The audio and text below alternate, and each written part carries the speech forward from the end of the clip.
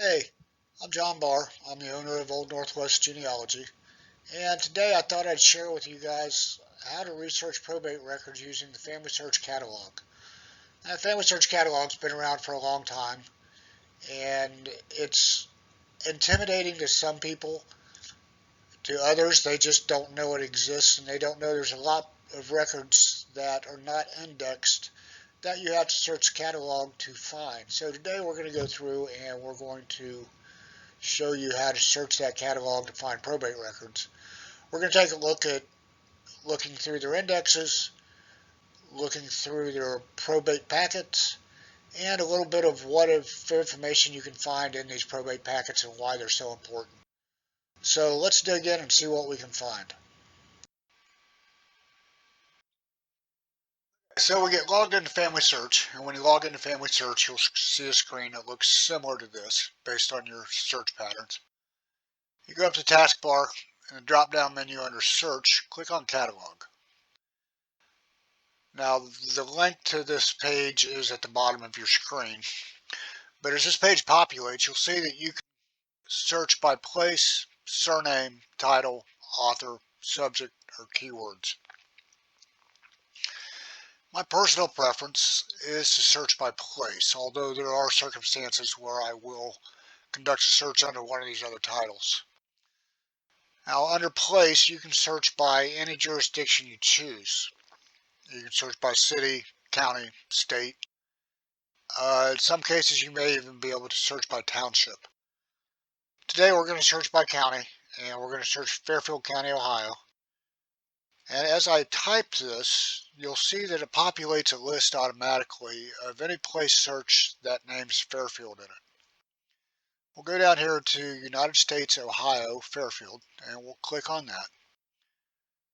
We will make sure our availability is set to any. That way we can see any record that FamilySearch has for Fairfield County, Ohio. And we'll click on search. Now you can see this list populated for every record set that FamilySearch has for Fairfield County, Ohio. As we go down here, and you'll see this is a pretty moderate list. Some jurisdictions may be a longer list, some jurisdictions may be a shorter list. It depends on the jurisdiction. I go down here to probate records, and you'll see that there are 11 entries under probate records, and there are 5 entries under probate record indexes. Now, when you're searching for probate records, I always recommend that you start in the indexes. So we'll open the indexes up, and we'll see here the categories: Fairfield County Wills, General Index to Probate Records, Index of Wills, Fairfield County's Book 1 through 3, and Knox County Books A, B, and C, Tuscarawas County Book 1 through 9. And you'll see those are by an individual author. And you'll see here there are some entries from the Ohio Genealogical Society Fairfield County chapter. Typically, I will look for something that was authored by the court of interest, in this case, probate court of Fairfield County, Ohio. Some of these other records may not be available to you on your home computer. You may have to go to an affiliate library or even a FamilySearch History Center. In some cases, you may even have to go to Utah to view that record set, depending on what records you choose. So we'll go up here to the General Index, and we'll click on the General Index. Now you'll see that you can view these online. That is not the case in every jurisdiction. Some of these records may not be available online, so I generally always go down to the inventory of microfilm that FamilySearch has. And you'll see here they have 3 rolls of microfilm. And volume 1 through 2, we'll just go ahead and open that up just to show you what is in the index and why looking in the index is important. Click on the camera icon. That indicates that you can open it up from the computer that you're on. If another icon shows up, you can look at that. Click on it and it will tell you where the record set is available from. Now, when these images start to populate, you'll see across the top of the screen the first few images tell you about the roll of film. This is the film number, the project roll, and there will always be a screen, or generally always, there will be a screen that indicates who the film was made for, who the author of the film was, in this case Probate Court, Fairfield County, Ohio and Lancaster, Ohio, and the title of the volume that was filmed. General Index Probate, Volume 1, 1802 to 1887. And this was filmed in August of 1974. So this was filmed 46 years ago. And for that reason, the clerks working in the courts may not know that these are available online. So if they tell you that you have to get them from the courthouse, don't hold that against them. They just don't know that they're available anywhere else. So we'll go back here, and I always like to double check this information right here against the book cover if it was scanned. And you'll see that this is in fact the General Index number 1, 1802 to 1887. Now these indexes are sectioned off. The sections are listed as A through Z. And when we open these images, you'll see that in the section for B, the surname starting with B, and then each page is in alphabetical order by the given name or the first name of the individual. So surname B, first name that starts with A. All right, as you go through here, you'll see the next page, surname B, first name B. Following page, surname B, given name C, and so forth and so on like that. And then we'll go into, of course, first name starts with a D. Now, while we're on this particular page, when you get into these indexes, you need to look for any name that is close to the ancestor name that you're searching for. And you have to take into account the spelling differentials. And here's a perfect example that showed up in my family. Bar, David, and heirs. Okay, that's the second entry there. You drop down 4 entries, and it says Bear, David. Now these are 2 entirely different case numbers. Case number 718 and case number 436. However, these are both the same person. For some reason, he had 2 probate cases filed. This probate was filed right after he died, and then this second probate was filed years later. I would suspicion because the guardians of the minor heirs or minor children of David's that were listed in this probate passed away, and they had to open a new probate. Now, another possibility is one of these record sets dealt with a piece of property that went to the Court of Common Pleas for partition, and the other dealt with a piece of property that was sold for taxes. Now, it could have been either one of those reasons, or it could have been a half a dozen more reasons, and nobody really knows for sure. But my point there is always look all the way through these sections to find any name that is close to your ancestor. Now, when you find names that interest you for probates that you want to look at, write down the case number.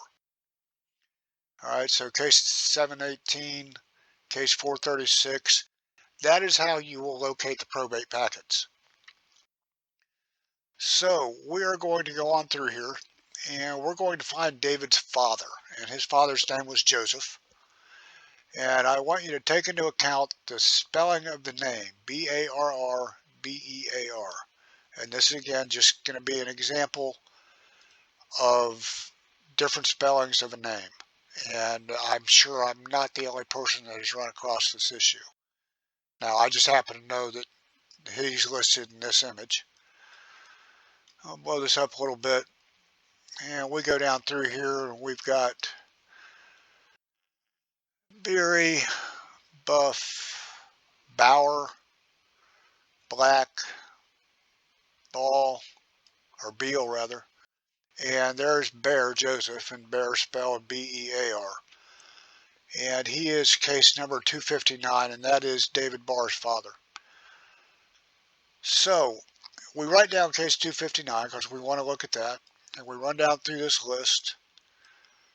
And while we may see some familiar names, we don't see anything else that could pass for Joseph Barr. And I've already been through other pages of this. There are several pages of B and J. And there is nothing else here that resembles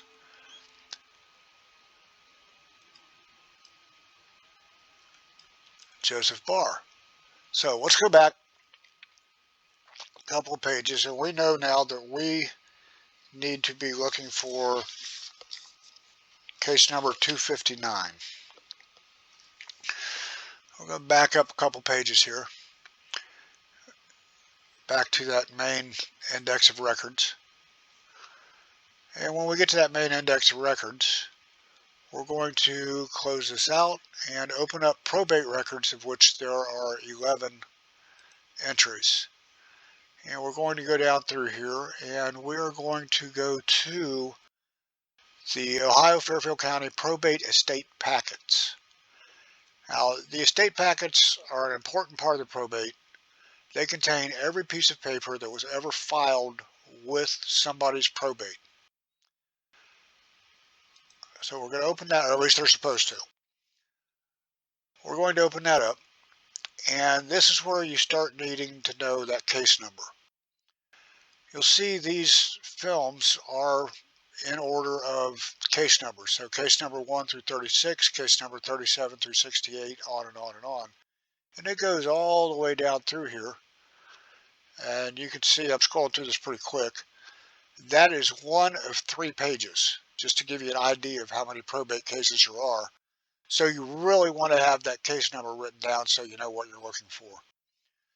So we're going to go down through here and look for where 259 would fall, and it would be right here between 249 and 267. Now, 259 falls 10 cases into the film, assuming that the film is in order, and sometimes they're not.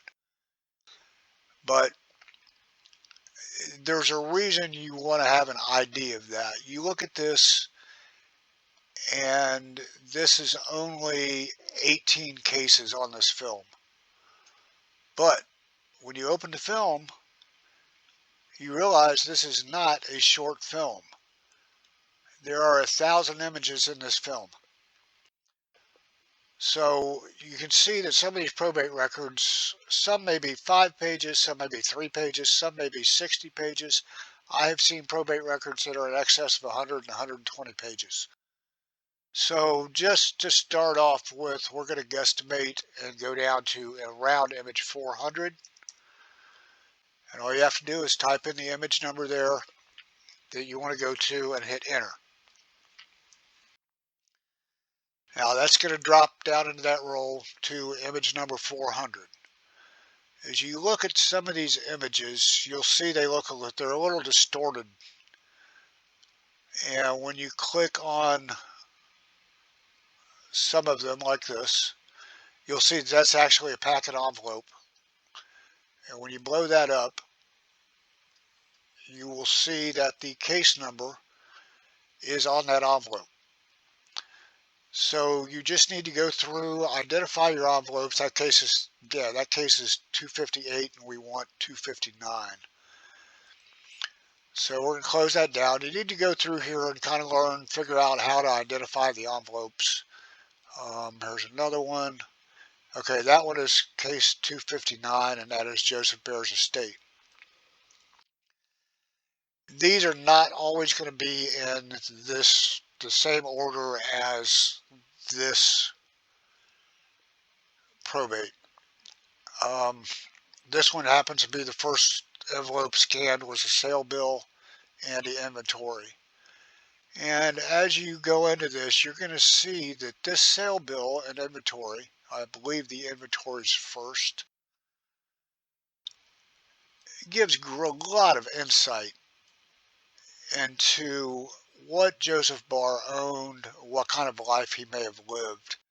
Now this inventory is every item that he owned and what it was valued at by the individuals that did the inventory. And you go down through here, and it's a pretty complete inventory, a reasonably complete inventory. And of course, there is the original signature. Remember, these are original documents we're looking at. There's the original signature of David Barr, who was Joseph's administrator. Here's the value of his estate as it was estimated. And here are the individuals who signed this saying that they did the inventory. Andrew Buchanan, William Trimble, and Lewis Seitz. You always want to look at those names. Always look at all the names on any document you pull. They may be a family member, may be a neighbor. And it gives you other records that you can look into maybe to learn more about your ancestor or your ancestor's family and able to put a little more context to that. Now we'll go on through here. Remember that envelope said that it also had the sale bill. So here is the sale book of the goods and chantels of Joseph Barr Sr., deceased, and this was inventoried the 17th day of April, 1819. And you'll go through here, and this was everything, every item that was sold at the estate auction, and how much it sold for, and who bought it. Now, the who bought it is as important as the what they bought. These are family members, neighbors. A large part these are family members, but here lists a neighbor. I scan to the next page, and there's neighbors, neighbor, family members, more neighbors, and you can get an idea of what they bought. Now, the other thing you want to look at as you're going through these inventories and sale books is look at what was sold. Look at what they owned. Is there anything in here that can give me an idea of what Joseph Barr did for a living?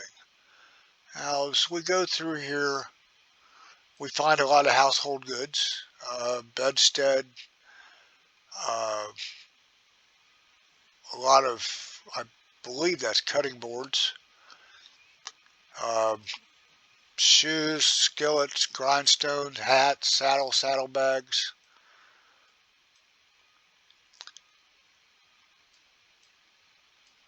Okay, draw knife and auger, small saw,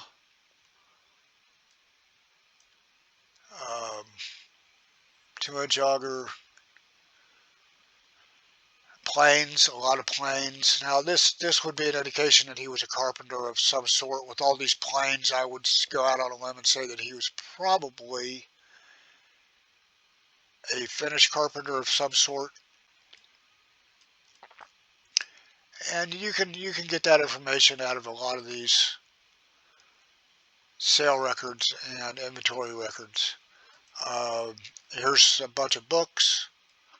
So that indicates literacy, whether by him or his wife or somebody in the family. Large Dutch book, Dutch law book. That indicates possibly ethnicity, whether he was Pennsylvania Dutch or true German. So there's a lot of information you can derive from looking at these records. Now as we go on through here, here's another envelope. Whoops, clicked the wrong one. No, I did not. That was not an envelope. What is that?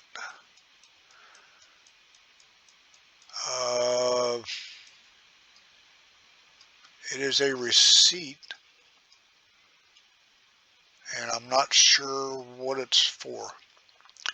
Now, you'll see a lot of receipts. These receipts are for everything that was sold, everything that was bought. Okay, here is another envelope cover. Joseph Barr, and these again, let's see, probate numbers D and J. These are accounts, I believe. Yeah, accounts and exhibits. And again, that case number was on there, so these are all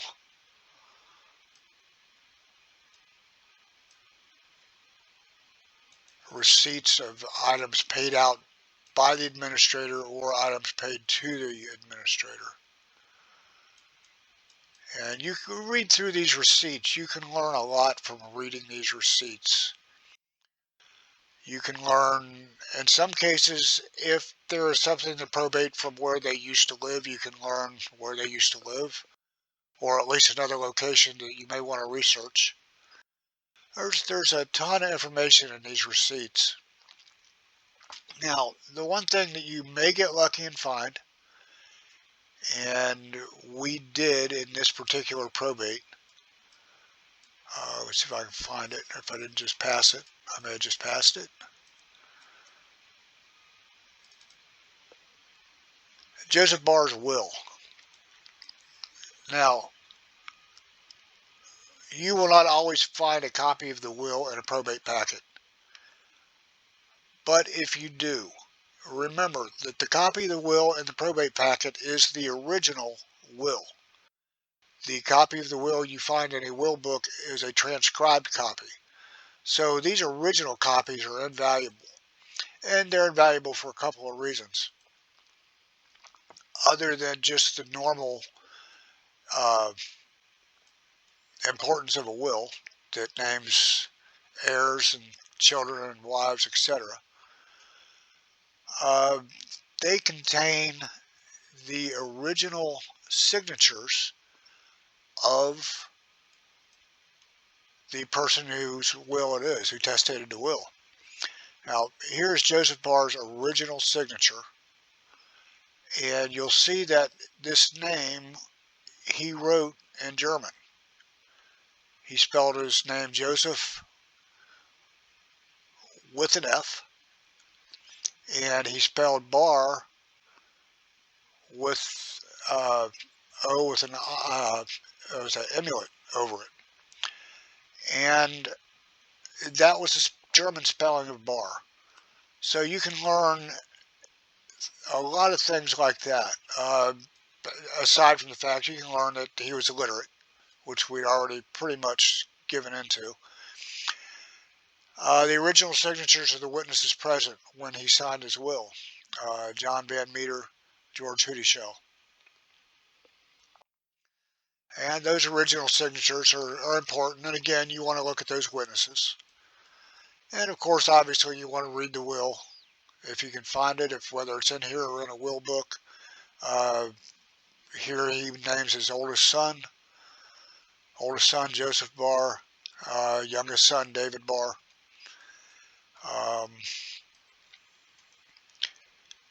And here he does say that all my joiner and carpenter tools.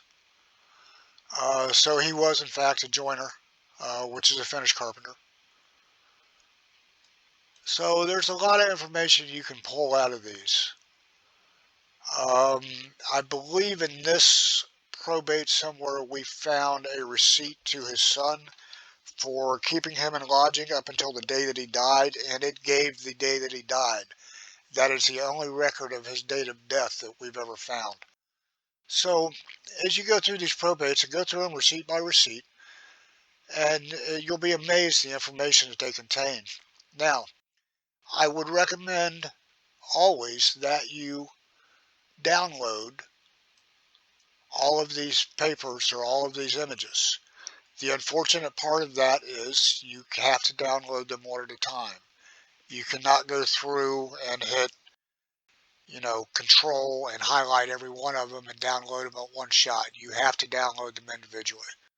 That's just a drawback of FamilySearch, but for the value that's contained in these probate records, it's worth it. So that is how you find probate records using FamilySearch, and a little information on what's contained in the indexes and in FamilySearch.